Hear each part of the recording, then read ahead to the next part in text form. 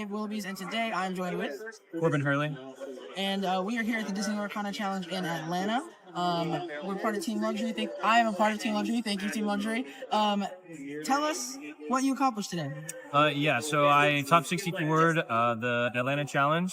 I went 5-0-4 in Swiss, so I didn't lose 0-2. I had a couple draws, mostly to the steel matchups, which are the more harder matchups for this deck. And I top 64, lost in top 64 to Zen. I was playing Amber Steel, so that's a pretty rough matchup. It was 2-1. That's pretty much it. And we can go over some of the card by card on why I made some changes. It's pretty similar to Artifacts' list from the last VC's tournament.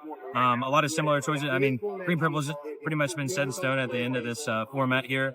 One of the big changes is that he was playing 3 Rafiki and 3 Pascal. Essentially, I wanted my good matchups to be better. I thought that there was going to be a lot more red purple here. I ended up playing it 3 times in Swiss.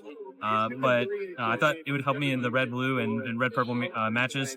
And I thought that Rafiki was pretty good in red purple. It was pretty bad into some steel, especially steel song decks, where it can get grab your swords and lost away. So I just wanted to get as much early lore as I could early. So we put 4 Pascals instead of 3 that some people have been on. Of note, I think that some people have been playing 2, 3, 4. Mother Knows Best. The card is the best and worst card at times. There's a lot of times where you might have a Robin Hood come down and not shifted. You kind of need to bounce it back so you can gain 3 or 4 more lore in a turn. And the fact that it's uninkable makes it hard sometimes when you're top decking and getting into that position. I'd say that pretty much everything else is standard for Snake, Ursula, Flynn Rider, all the bounce package. Maybe the other one would be the Kit Cloud Kicker. I chose to play 3 of those because I also thought that I might be playing a little bit more green steel than I did. It's pretty good in that matchup, being able to bounce to Ursula before they can actually sing with it. Put you on a 3-cost singer that can sing your friends or your Mother's Knows Best if they play it back again on the next turn.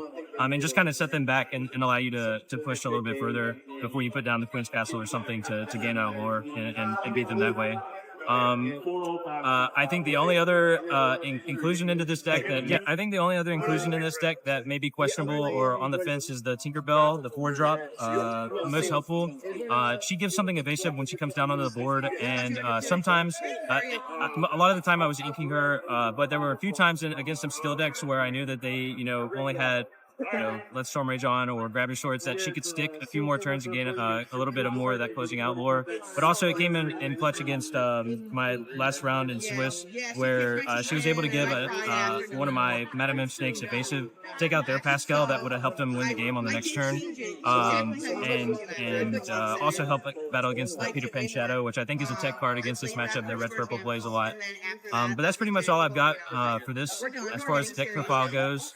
Appreciate it. Shout out to Luxury Gaming. Thank you. Awesome. Thank you so much. Congratulations again on top 64. Do you want to shout out anybody or any of yourself? Oh, yeah. Shout out to my wife, Hannah. She's been super helpful, and she's actually the one that got me into this game. She always wanted to play Yu-Gi-Oh! And I was like, you probably don't want to learn to play that game. But Lorcana is a lot more, she's a Disney fan. So, and shout out to all the Augusta people, especially DJ Cass, Airbnb with us and helped us test right before we came here. So that's pretty much all I got, and I appreciate it. Awesome. Thank you so much.